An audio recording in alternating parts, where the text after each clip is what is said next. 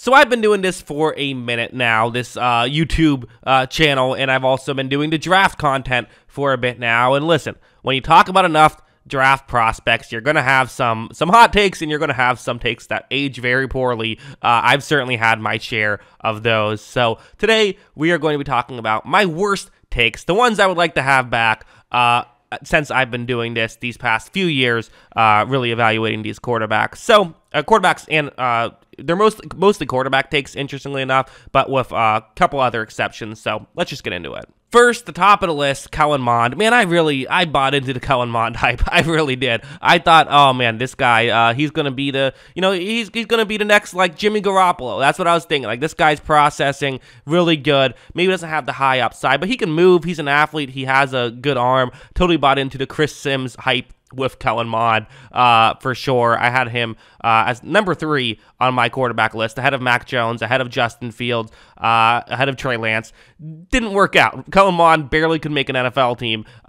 So, yeah, that was one that I feel like in hindsight, again, I remember what I liked about him. I don't get why he fell off so quickly. I don't know if there's something else there or what, because even if you weren't like me and loved him, he was still a 3rd round pick. Like, he still should have at least been like backup quality, and like he wasn't even that. So just a complete mess of a selection. Wish it worked out better for me, because that would have been a great take if I was able to be high on a 3rd rounder and have it work out. But no, did not happen.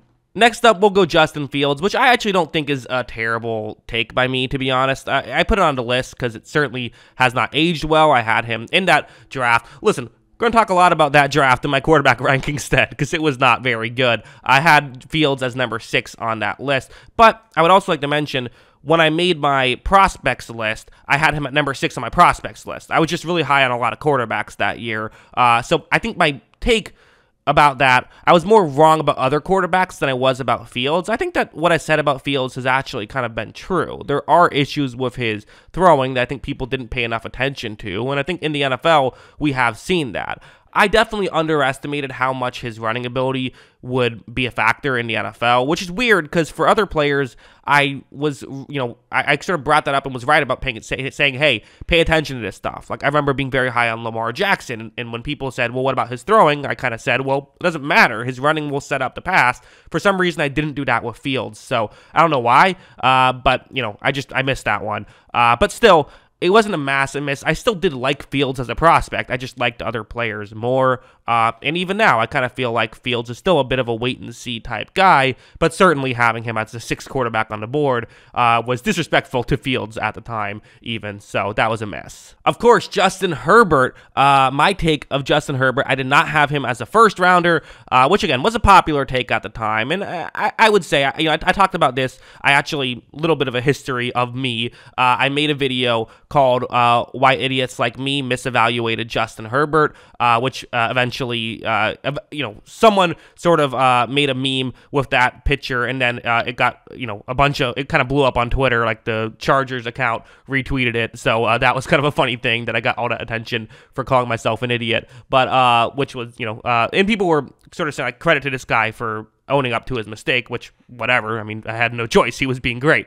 But anyway, in that video, one of the things I talked about was how I think I let subconscious bias affect me a lot in my evaluation, and it's why now I try to read as little about specific players until I have actually watched their tape and made my own opinions about it. Because I think I heard a lot of other people talking about, I'm very late to the game. I don't watch college football. I'm the last one to watch film on these players. So because of that, if I pay attention to what other people are saying, I don't think it's necessarily that I just listen to them and believe them wholeheartedly, but I think it was a scenario where I heard people talk about an issue, and then if I saw one example of that issue on tape, I would kind of say, instead of saying, well, that's just one example, let's see if he does it again, saying, oh, that was bad, he made a bad play, he is not good at this game because he made that one bad play, because I was already expecting his tape to not be very good. So I think because of that, I ended up not giving him a fair shot. If I did give him a fair shot, would I have made the correct evaluation? It's impossible to say, But that's definitely part of why I screwed that one up. And it's, again, it's something that can easily happen and something I've learned from. And that's the goal at the end of the day, is to get better at this every single year, at least how I view it. So definitely, Herbert, been awesome and been a great quarterback and totally worth a first-round pick. He's worth several first-round picks, let's be honest. Next up is Dwayne Haskins, which I don't know if we want to spend forever on this, because obviously there's the unfortunate thing to talk about, which is, of course, he passed away, which is, very sad. Just real quick, obviously it did not work out quite as well as it worked out in college, but it worked out really well in college. He was a really good college player, so, I have to put it on this list because I was very high on Haskins, but it's because he was a great college player, so, there's that. Let's move on. You knew this one was going to make the list. Okay, you just knew it. You knew Zach Wilson had to be here. Yeah. I really thought Zach Wilson was going to be great. I really did. I was convinced Zach Wilson, he's going to be the next Aaron Rodgers, the next Patrick Mahomes, and everyone's going to say, wow, the Jaguars thought they had the best player, but it turns out the real best player was who went second overall, Zach Wilson. The way he can make these throws are incredible.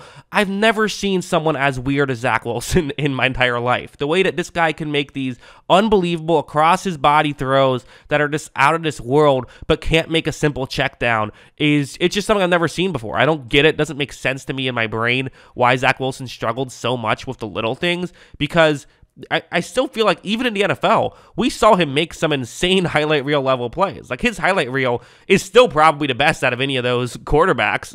I guess Justin Fields would be better, but it's still up there. Like, his highlight reel is not bad. It's just the easy stuff was just terrible. It was so bad. I've never seen a quarterback miss that stuff as much, and I didn't really see it in college. This is one of those things where people will look back and say, oh, you put Zach Wilson number one, you're an idiot. But the reality is, the reasons why Zach Wilson have failed, no one was really talking about those as issues in college, which to me kind of says that more issues arose and kind of just goes to show why it's so difficult to evaluate young players and evaluate quarterbacks. Because if Zach Wilson just fixed those little things, he could be the best quarterback out of that draft class right now. Like, it's not crazy to think that could have happened. I remember a popular tweet got retweeted a lot of someone talked about how they didn't even have Zach Wilson as a 7th round pick coming out of that draft class. I still stand by, if you don't have Zach Wilson as a 7th round pick after what he did his last year in BYU, you're bad at scouting. Like, yes, okay, it didn't work out, but like, that's still someone who should be considered top of the first round pick, but maybe not ahead of Trevor Lawrence. That's probably where I got a little bit too excited, and will acknowledge that was a massive blunder by me. Finally, Kadarius Tony, another one of these examples of like me falling in love with a prospect and having it just completely go the other way. Most people had Tony as, he got selected, I believe, 20th. That's around where most people had him, but I was kind of like, I don't know. I think Tony could be the next Tyreek Hill. I was really high on Kadarius Tony. I had him as my number one wide receiver ahead of Jalen Waddle and Jamar Chase. Thought he was going to be incredible, and obviously it did not work out. Now, other things have come into play, right? I mean, a big part of Tony's issue has been just staying healthy. I still think he's a solid player, but he doesn't win on the outside consistently, and he hasn't won on the outside consistently. He didn't win on the outside consistently in college for me to put him at number one, and I wouldn't make that mistake again because he does so much else well that he deserved to be considered first-round talent, absolutely. But like guys like Waddle and Chase could win on the outside so effectively. I didn't think Chase's like jump ball stuff was going to work as well in the NFL. The fact that it does work as well in the NFL is an exception, not a rule. Like, I can kind of forgive that one, but there's no way I should have had Tony behind Waddle in my evaluation. That was just, again, a blunder. And clearly, with Chase having like the best rookie season ever, makes it look even worse. But yeah, those are my worst takes. Let me know in the comments below, what's one of your worst takes? What's one you think of that you're like, yeah, that was, that was not smart in hindsight? Let me know. Always love hearing from you. And of course, as always, thanks for watching.